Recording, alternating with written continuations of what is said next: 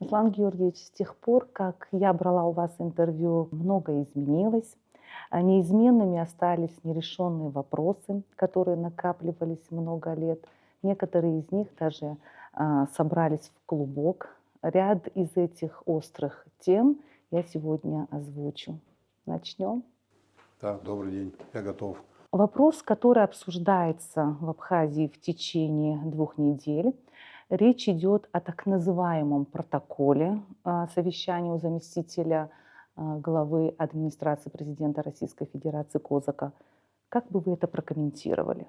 Я бы не хотел комментировать документы другого, хоть и дружественного государства. Вы, наверное, знаете о том, что поступил документ с Российской Федерации, в котором указано следующее, что приостанавливается софинансирование отдельным категориям бюджетников до тех пор, пока абхазская сторона не выполнит условия, заложенные в наших договоренностях. Такой факт имеет место быть. Поэтому сейчас руководство Абхазии, президент Абхазии, правительство, депутаты парламента должны заниматься решением данного вопроса. Это куда важнее, чем обсуждение протокола, который нам с вами никак не готовился и к которому абхазская сторона напрямую отношения не имеет. 1 сентября текущего года Россия временно приостановила оказание финансовой помощи Республике Абхазия. О причинах принятия такого решения не раз высказывались представители власти, но тем не менее хотелось услышать мнение главы государства. Почему так произошло? И это решение может отразиться на гражданах Абхазии? Ну, вы знаете, если процесс финансирования будет приостановлен, он, безусловно, может и отразиться на большом количестве граждан Абхазии, на учителях, на работниках здравоохранения, культуры и на многих других. Поэтому допускать дальнейшее развитие событий в таком ключе просто невозможно. Почему возникла такая ситуация? Я об этом говорил неоднократно. Пояснял, что такая ситуация может возникнуть. Речь идет о некоторых межгосударственных документах, которые прошли согласование межправительственное, подписанное правительствами сторон и находятся в Народном собрании. В частности, о взаимном признании решений арбитражных судов по коммерческим делам. Этот документ прошел комитет Народного собрания, комитет его рекомендовал. И сейчас вопрос стоит таким образом, чтобы он был в ближайшее время рассмотрен и принят парламентом. Данный документ проистекает из наших больших договоренностей. Неоднократно я на эту тему говорил и повторяю еще раз. В 2014 году был подписан договор между Российской Федерацией и Республикой Абхазия о союзничестве и стратегическом партнерстве в ноябре 2014 года. В этом договоре сказано буквально следующее. Я цитирую некоторые пункты договора. Совершая переход к качественно новому уровню межгосударственных отношений. Статья 3. Основными направлениями развития союзничества и стратегического партнерства являются проведение скоординированной внешней политики, создание общего пространства обороны и безопасности, формирование общего социального и экономического пространства. Таких пунктов ранее в договорах не было. Я считаю, что этот договор соответствует интересам Абхазии и России. Теперь настало время с момента его подписания реализовать пункты этого договора, от чего в силу разных обстоятельств и причин абхазская сторона уходила на протяжении вот этих лет. Но без конца такие вещи делать нельзя. У нас единственный стратегический партнер, единственное государство, член Совбеза, которое нас признало. У меня возникают вопросы, с каких это пор и на каком основании мы можем не доверять руководству России. Где этот момент, когда такая история зародилась между нами? По какому факту это произошло? У меня нет оснований. И я, как высшее должностное лицо, как человек, который представляет наш народ, безусловно, буду реализовывать все положения данного договора и вытекающие из этого договора соглашения в том числе. Почему? Потому что это соответствует прежде всего и главным образом интересам народа Абхазии. Данное соглашение, о котором идет речь, о взаимном признании решений арбитражных судов, оно открывает возможности, новые возможности для развития экономики, для привлечения инвестиций. Мы хотим обеспечить людей, наших граждан, заработной платой, обеспечить их работой. Я неоднократно говорил, видимо, не прислушиваются к тому, что я говорю, или не все прислушиваются, не понимают, что стоит за этими словами. У нас около 140 тысяч трудоспособного населения. Половина из них не имеют работы. Это задача стратегическая – обеспечить население работой. Потому что человек, который имеет работу, имеет надежду, имеет будущее. Он создает семью, он планирует завтрашний день, он дает образование своим детям, лечит своих стариков. Для этого необходимо иметь источник финансирования, источник существования. А источник существования – это рабочие места. Это глобальная задача. Вот это соглашение является одним шагом для развития экономики. Это соглашение, конечно же, не решает все проблемы единовременно, но это один существенный шаг. Такие вещи не понимать невозможно. Люди, которые занимаются политикой, обязаны понимать такие вещи. Люди, которые себя позиционируют как государственные деятели, тоже обязаны это понимать. То, что такие соглашения преподносятся как соглашения, которые якобы не учитывают интересы нашей страны, нашего населения, это никак не соответствует действительности. Это грязная политическая борьба, которая вредит нашим межгосударственным отношениям и вредит каждому из нас, каждому жителю Абхазии. Потому что приостановить финансирование – это значит оставить тысячи людей без части заработной платы, и так не очень высокой. По каким основаниям? Где логика, где правда? Для чего это делается? Это делается для того, чтобы дискредитировать действующую власть. В темную или осознанно, определенными политическими силами здесь у нас в Абхазии, в канун выборов. Я очень рассчитываю на то, что наши граждане понимают правду, где она находится. Я готов на эту тему говорить в любой аудитории, с документами на руках. Поэтому я не вижу кризиса в наших взаимоотношениях. Я вижу некие шероховатости, которые возникли из-за того, что необходимые и полезные решения блокируются частью нашего политического истеблишмента, что недопустимо. Вы же недавно заявляли мне о том, что у вас на телевидении очень низкая заработная плата. И идет отток специалистов. У вас некие проблемы возникли с кадрами. Это же факт.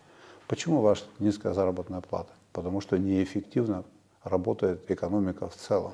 Мы не смогли достичь того уровня развития экономики, который нам необходим сегодня для решения текущих вопросов. Без привлечения инвестиций это невозможно.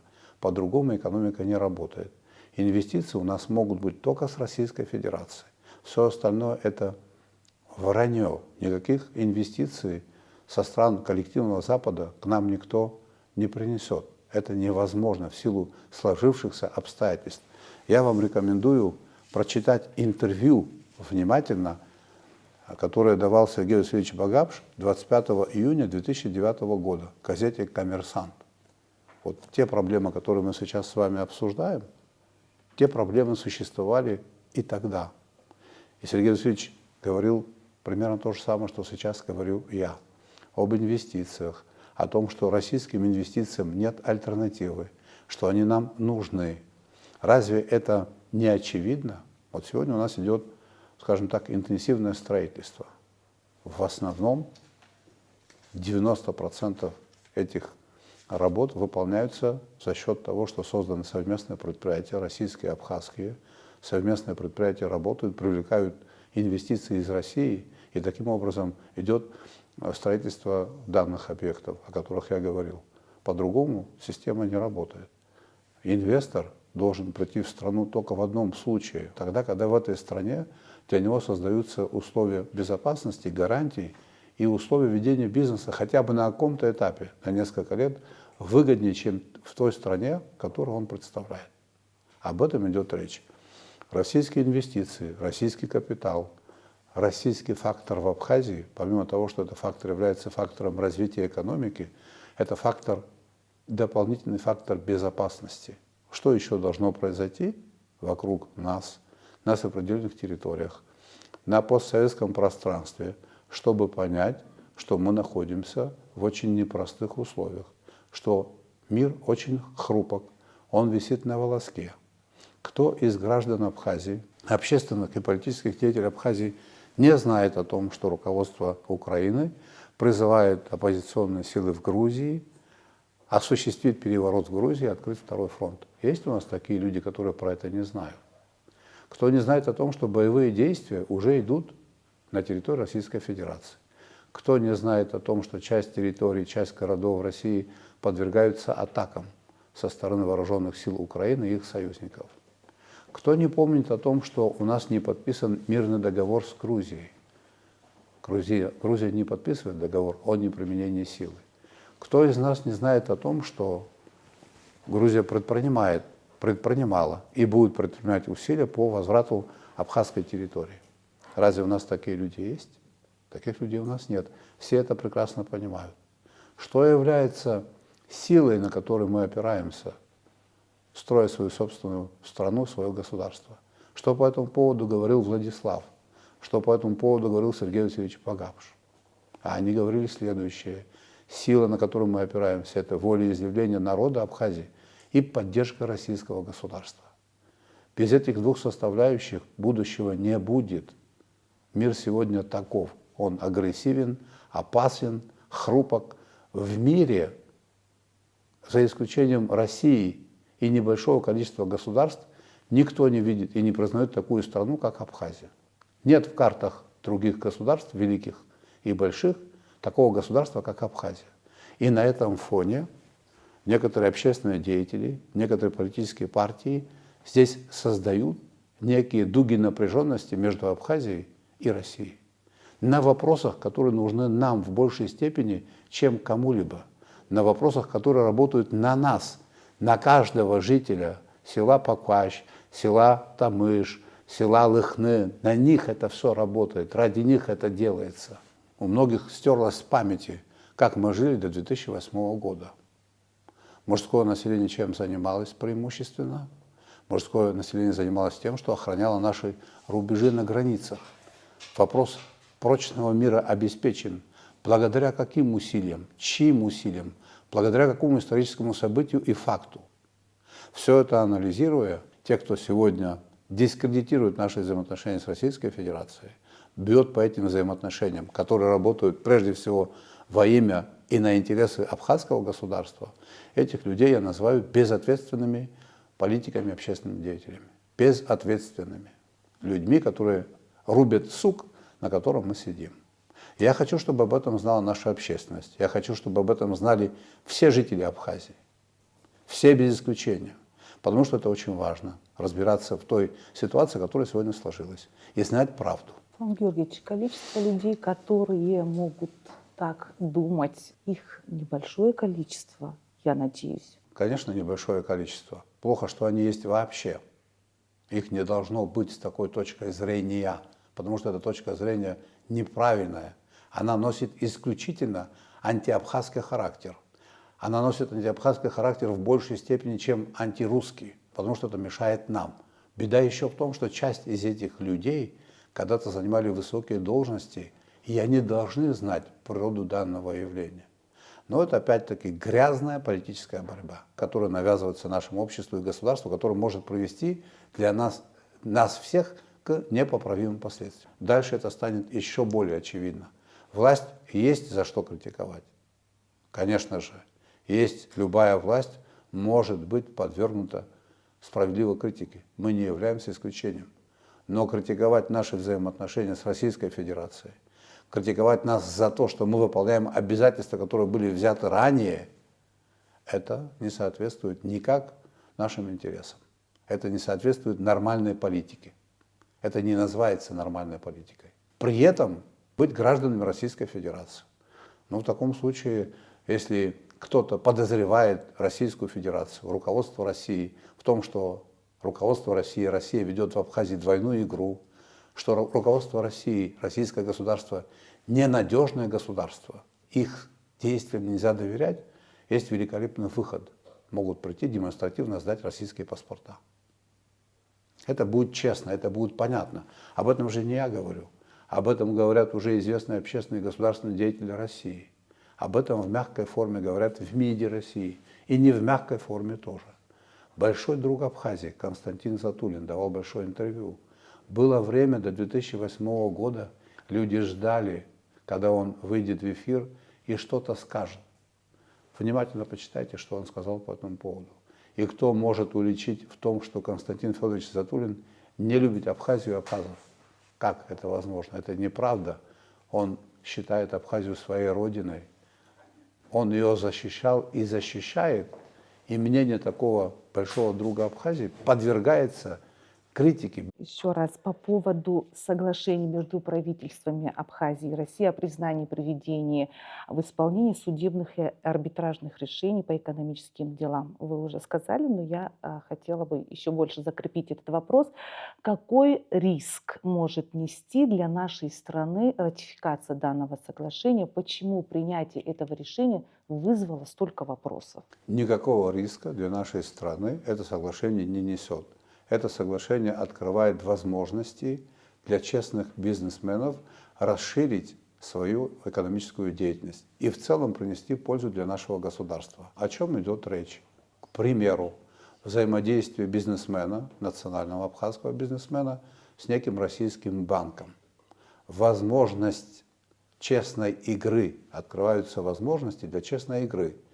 И те, кто не хочет это принять, они надеются на то, что в банке можно будет получить некий кредит, а потом не вернуть его. Но таких абсолютное меньшинство. Мы, заблуждаясь в природе данного соглашения, не принимая его, выгораживаем потенциальных мошенников от экономики и закрываем возможности для десятков тех, кто хотят вести честный бизнес. Вот о чем идет речь. Какие риски тут могут быть? Риском является то, что мы это до сих пор не подписали. Риском является то, что у нас люди, не получив медицинской поддержки, раньше времени умирают. Риском является то, что наши дети не получают должное образование. Риск в этом, а не в том, что мы открываем возможности для развития экономики. Риск как раз-таки в том, что такие документы не подписаны. Я вам рекомендую внимательно почитать интервью Сергея Васильевича Багапши, которое было ровно 15 лет тому назад. Вот риски, они заложены там еще и до сих пор. Непринятие таких решений, полезных и необходимых в крайней степени, вот это является главным риском. Представители оппозиции часто повторяют, что у Абхазии перед Россией нет никаких обязательств, а те законодательные инициативы, которые на повестке дня исходят от вас, представляют интересы неких олигархов. Как вы это прокомментируете? Ну, я бы не хотел такую чушь комментировать, потому что это бред полный. У государств, подписавших определенные межгосударственные договоры, из них проистекают обязательства сторон. И эти обязательства прописаны в этом договоре, который как раз-таки был подписан 10 лет тому назад одним из лидеров действующей оппозиции, тогда он был президентом. Правильно он сделал, что он его подписал. Плохо то, что сейчас это все критикуется. Развитие экономики нужно нам в большей степени. Я вам рекомендую посмотреть интервью президента Беларуси Лукашенко, когда он как-то комментирует взаимоотношения между Россией и Белоруссией. Кому это в большей степени нужна интеграция и союз белорусам или русским? Кто без кого может прожить или не прожить? Это нужно нам. Это прежде всего и главным образом соответствует интересам граждан Абхазии. Еще раз хочу вам напомнить, мы находимся в состоянии войны с грузинским государством и с его союзниками. Люди, которые такие тезисы тиражируют, об этом должны помнить хорошо. Они должны помнить, что их линия, если возьмет вверх, это приведет к тому, что будут боевые действия, и будут погибать наши дети. И у наших детей будет очень сомнительное будущее. Я, глава государства, не имею права это допустить. И не допущу, пока я глава государства. Вот мой ответ вот такого рода высказывания. Может быть, люди не понимают серьезность ситуации? Может быть, некоторые не понимают, потому что человек привыкает к миру очень быстро. Видимо, мы с вами в информационном плане не дорабатываем. Делать акцент на очень важных вещах. Нарвалась На критику, особых называется. взаимоотношениях между Абхазией и Россией. Об особой роли России на современном историческом этапе. Об без альтернативности взаимодействия и союза с Россией при сохранении суверенитета и независимости абхазского государства. Этими отношениями манипулировать не стоит. Критиковать их нельзя, потому что это не соответствует нашим интересам. Я уже это повторяю 5-й раз в рамках одного интервью, готов это повторять еще чаще, если нужно будет. Вы говорили как раз-таки о 3-й статье в договоре 2014 года «Создание общего пространства обороны и безопасности». Да. Общего пространства социально-экономического развития, Да. общее пространство обороны и безопасности.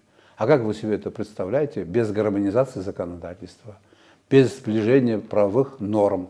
Как это пространство создается, каким образом? Человек, глава государства того периода, когда подписывал данный договор, о чем он думал? Он подписал договор, и он думает о том, что договор надо было подписать и ничего не делать? Какие были причины его не выполнять? Это надо спросить у тех, кто противится выполнению условий договоров. Им задайте вопросы, они, видимо, на это ответят. Я вижу одну причину – грязную политическую борьбу. Вот и все. Недавно в одном из своих интервью бывший депутат парламента Абхазии Леонид Чамагуа допустил вероятность того, что наши граждане могут взять нейтральные паспорта ООН. Что это за паспорта и допускаете ли вы такую вероятность? И как может отразиться на наших взаимоотношениях с Россией постановка такого вопроса? Депутат, о котором вы сказали, человек, как это мне представляется, с большим жизненным опытом. Я очень сильно удивлен данному заявлению. Не вижу никакой необходимости в принятии нейтральных паспортов. Но, видимо, кто-то уже готов к этому. Кто-то из граждан Абхазии, видимо, готов и хочет иметь нейтральные паспорта. Они условно нейтральные паспорта. Эта идея принадлежит руководству Грузии. Все это направлено на их программу вовлечения путем сотрудничества. Есть у них такая программа по реинтеграции Абхазии, как это они называют, и оккупированных территорий. Нейтральные паспорта – это составная часть данной программы. Поэтому я не могу об этом не сказать. Хорошо, что вы такой вопрос задали. Видимо, надо хорошенечко изучить депутату, что такое нейтральные паспорта. Я никому не рекомендую брать нейтральные паспорта. У нас есть наши абхазские паспорта и есть паспорта нашего союзника. Этого вполне себе достаточно. Если кого-то данное положение вещей не устраивает, а такие, видимо, все-таки есть. Слава тебе, Господи, что их не так много. Но, видимо, они есть. Они не могли не быть. Наше общество, оно разное, с разными взглядами. Какое-то количество таких людей появилось. Пусть это будет на их совести, пусть они, если хотят такое, но это очень вредно. Это будет подрывать основу нашего государства. Тихо, незаметно, из-под тишка, но такое будет происходить. Поэтому я гражданам Абхазии это не рекомендую делать. В этом нет никакой необходимости. Вопрос руководством России о том, чтобы лишить массово российского гражданства, никто не ставил. Я про это ничего не слышал. Но я слышал о том, что те, кто будут вредить нашим межгосударственным отношениям, те, кто будет не уважать российское государство, предпринять условия по его дискредитации, да, тогда российское государство имеет право принять такое решение, лишить их своего гражданства. Это их прерогатива. Я к этому отношения не имею, это не мое дело. Это право российской стороны. Не хочешь быть гражданином России, не нравится политика Российской Федерации, не доверяешь России, вынь паспорт российский, положи на стол и делай, что хочешь. Так складываются времена, а времена такие непростые. Надо определяться, с кем мы, кто наш настоящий союзник и друг. С одной стороны, наши ребята погибают, не жалеют своей жизни, с другой стороны, видите ли, кто-то хочет иметь нейтральные паспорта. Рекомендую гражданам Абхазии по такому пути не идти.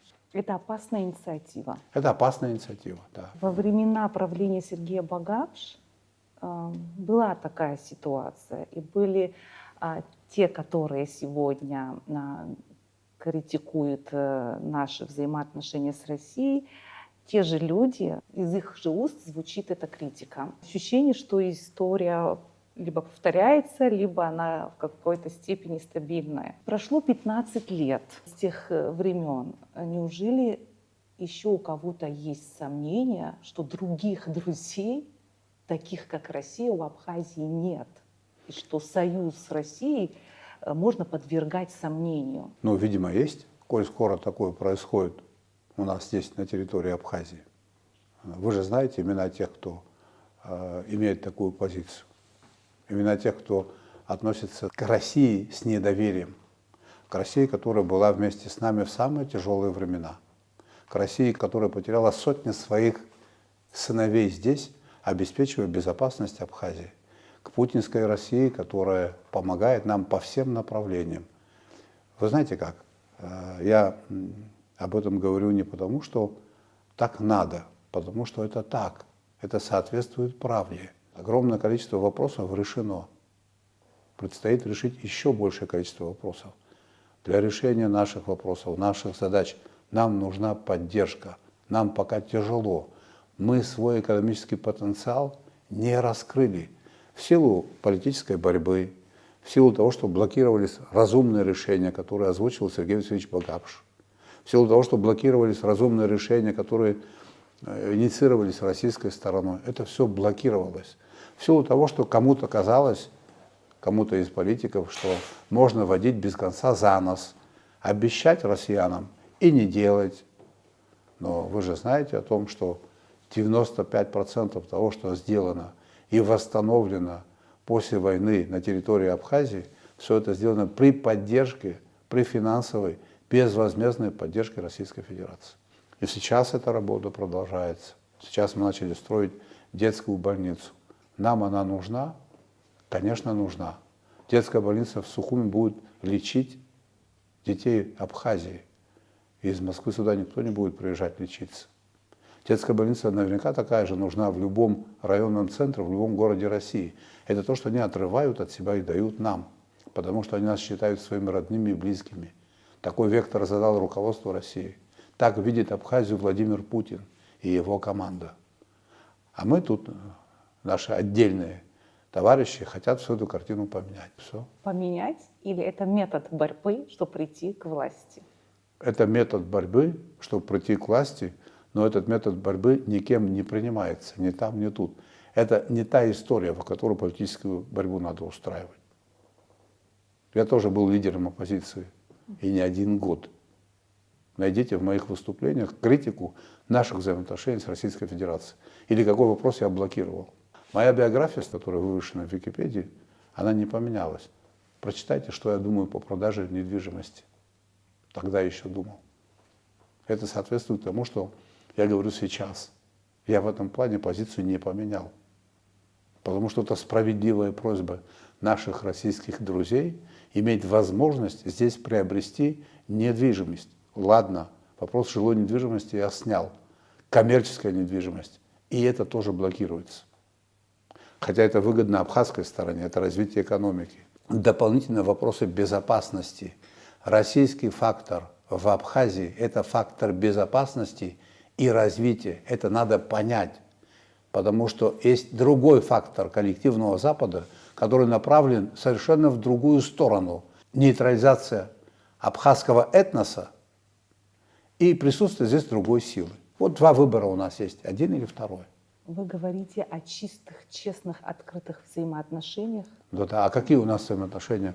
Назовите хотя бы один пример со стороны путинской России, когда они себя вели нечестно по отношению к нам. Я пытаюсь эти обязательства, которые были взяты, подчеркиваю, правильно взяты в 2014 году, их реализовать. В договорах 2008 сентябрьском и 2014 написано, что стороны предоставляют возможность строительства военных баз в случае необходимости. Мы можем свою военную базу построить в России, если это нам нужно, и Россия может построить военную базу у нас на территории Абхазии. Ставился такой вопрос в селе Меркула. На кого бы сегодня военная база работала? На обеспечение безопасности Абхазии. Вместе со строительством военной базы параллельно должно было произойти модернизация вооруженных сил Абхазии. По ценам того периода примерно 7 миллиардов рублей на новые виды вооружения, на казарменный фонд, на вещевое имущество и на многое-многое другое. Это прописано в договоре 2014 года. И мои коллеги по парламенту это решение не приняли. Видите ли, они в этом увидели некие проблемы. Оказывается, в совместной военной базе на территории Чимчирского района есть проблема какая-то непонятная. А в отсутствии военной базы Когда идет война, проблем, оказывается, нет. Все с точностью да наоборот. Грязная политическая борьба, фобии, которые никак не могут некоторые переварить, и проведение параллелей между Грузией и Россией. Вот и все. В 2008 году суверенитет государственный на территории всей Абхазии был восстановлен в рамках каких событий? Почему его не удалось восстановить до 2008 года, с 1993 по 2015 лет? Каких бы усилий и жертв это требовало? И все это забыть? Да? Забыть Да. это невозможно. Но вот те, кто так говорит, они это забыли или делают вид, что забыли. И таким образом они хотят дезориентировать наше население. Они хотят ввести в заблуждение наше население. Тут же работают не только наши общественные деятели, которые, часть из них заблуждается. Тут работают еще иностранные специальные службы. И они работали здесь давно. И они работают по своим собственным методикам. Это они смогли в целом сделать такую ситуацию на Украине. Сейчас уже там война идет. В Беларуси в 2020 году Беларусь была очень серьезным образом атакована специальными службами и их представителями. Там было все на грани смены власти. То же самое работа здесь у нас на территории Абхазии. Конечно, эта работа носит скрытый характер. Есть определенные методики. Мы этим атакам подвергаемся. Я об этом говорил неоднократно. И говорю, я никого не пугаю. Я просто информирую о том, что это есть. А в некоторых, значит, вопросах идет некая синхронизация наших общественных деятелей и представителей неправительственного сектора. Вот по Пицунской даче, помните, да? Саломе Зурабишвили, наши, значит, некоторые НПОшники и часть нашей оппозиции. Путину ничего давать нельзя. Было такое? То здравомыслящих все-таки больше. Я не то что верю, я уверен в том, что здравомыслящих все же больше, совестливых все же больше. Но совестливые не любят кричать, выходить и показывать себя. Есть некое меньшинство, очень шумное в своей массе, в своем большинстве. Меньшинство в своем большинстве шумное, пассионарное и безответственное. Такое имеет место быть. Так было везде. И этот период мы должны пережить. Если очень сильно хочется власти, и некоторые товарищи уверены в том, что народ их любит, так у нас скоро выборы. Они могут выдвинуть свои кандидатуры и убедиться в искренней любви народа к ним. Они там четко увидят, сколько человек их любит. И если мы допустили какие-то ошибки, руководство Абхазии, народ им же доверяет, как это им кажется, они будут избраны, они все исправят, какие проблемы. Денонсируют соглашения, перепишут все, если в них есть некая угроза, как это нам пытаются преподносить. Но беда, знаете, в чем? Сея такие настроения, из которых проистекают антироссийские, скажем так, видения мира, это очень опасно. Даже если у кого-то из них будет какая-то перспектива, послезавтра или завтра, им скажут, вы что, ребята, вы нас одному учили, сейчас вы пытаетесь по-другому повести, так не получится.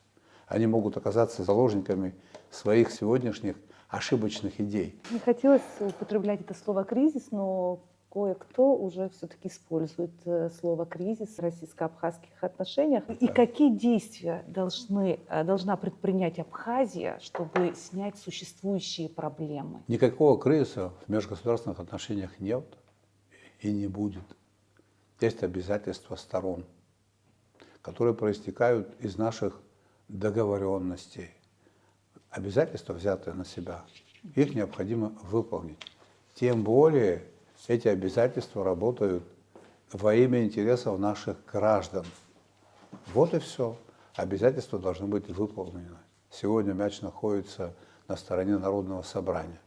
Я уверен в том, что в Народном собрании большинство депутатов ответственные люди, и в этом вопросе они смогут разобраться правильным образом. Я в этом уверен. Наши демократы часто говорят свободное волеизъявление, права личности и так далее. А у меня такой вопрос. А депутат у нас не личность? Как можно депутата загнать в угол? Десятки людей его окружили, агрессивно задают вопрос, ты за это будешь голосовать или нет? Это что за форма политической работы? Это все было организовано, правильно? Вы избрали депутата, доверились ему, будьте добры, не мешать ему работать. А выбор он должен делать спокойный и осознанный. давление на депутатов оказано. Если кто-то думает, что власть об этом забыла, что это останется без реакции, глубоко заблуждаются. Компетентные органы этим занимаются. Это цинизм высшей формы, когда депутатов принуждают к принятию того или иного решения. Обвинить в непатриотизме, что часто наблюдаем. В том числе и в этом. Ужайгуа дыртараккачы исыманы атахматш кытакоркын пи ханевижа башукса рейханегина. Зухтаны насбихара культура кун хазлатшажу захатзухтану сраззайт. Абыржы убаси пшиху патагла заша апсуа инарцаулан ханхуцша. Шугуана гарала хаззхуцша арбану апсуаха. Санраза даразы ячкны абриргуиц ход яцклапшваза ракхап его таглазаща политика таглазаща. Убас рхит аурс шахмургуару. Дарау хцхава абри хазлатшажу тема инатхлана ишхерц ишта хуяжла рирашхерц ишта хуирел шуркарц. Абдул рас артиста хубрёб абсацразан исмшаги и хадан ирцалона хуцра вот спям шас хуцра вот спя пепш ахопшра уй хас хуцр уй анализ ахтар ай хабат фахаму органисоп и я шопирхас абризара с хуцту сарари зисхо скутрас нагзам саркис шедзом сари здруит и бизнес хазахун анцяп хездруит сну амеш яшо аурс хундкара имч хиархона игубра хиархона изиг хаваро тыбка азам шамяк гиqaцам ахуя прохага хо ва хамо уси алет урт гирахуту ус шакум урт рез хуцам хара хаме хара хукс нахцаро ахкуй хамо хинткара гварами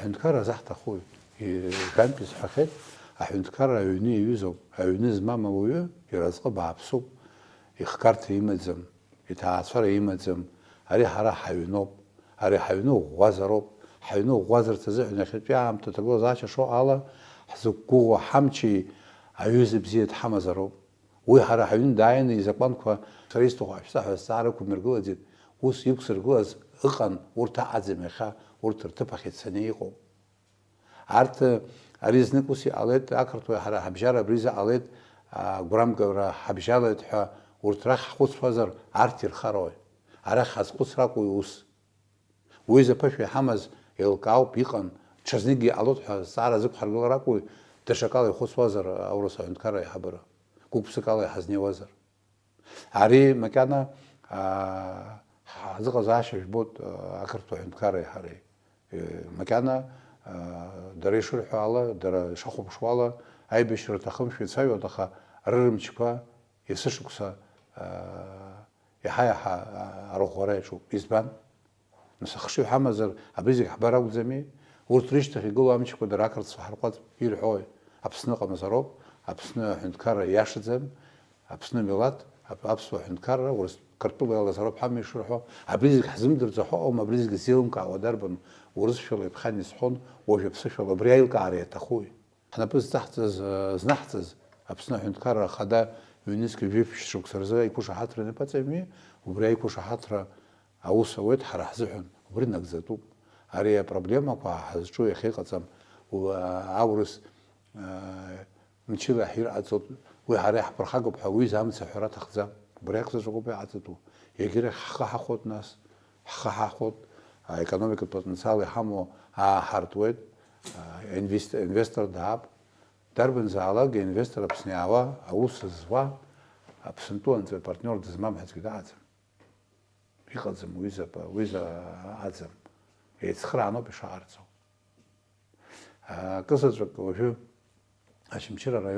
أشمشير رايون دودز سسايرتك عزم يشم بزو وشو يعلز قصة أحسن يكش مكشة بستازار على يلاقي بس وصل بشو عبرت الزارقة أورس حندكار خطر نقصي أورس حندكار بطرق سنة حضرنا حقيقة أحسن عم يحكوا وبرنا حق زارو تشكال ألترناتيو أحمد أبس حوت أبس هذا استقوم برحرت زيجي يجيب ما الزارو كراسو زوسي بيانا جزرويت ويربنو أماتير دوكو في الرلا صاجوي سروتو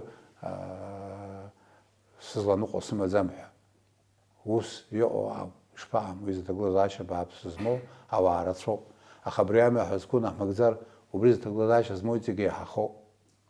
Убриоп из брия сходствуп и мышкалы узаат зома проблема кози гузуд з зомаха саразики примерка аз год я хаз за проблема ко зики у я чот астаран со обишас хот кытыцып хаза хазакцаз аха юнис хархим зезе у я амта тахуп у я тахуп алшара у я тахуп ресурс у ресурс ахсарца зехноб хара исхо зиги хара амч хада хкло хбито убрият хало убрехко на хагзарц. Еще у меня одна маленькая миссия. Хотела поблагодарить вас за подаренные билеты на концерт Басту. Мы эти билеты раздали молодым людям, они пошли на концерт, получили массу эмоций, драйва и просили передать их благодарность вам, когда узнали, что я буду брать у вас Мне или интервью. Басте? Вам за Басту. Спасибо, спасибо. Баста большой друг Абхазии. Организовали это мероприятие мои друзья, которые являются его друзьями. Ему здесь очень понравилось. Я надеюсь, он будет частым гостем. Спасибо за интервью. Спасибо вам за работу.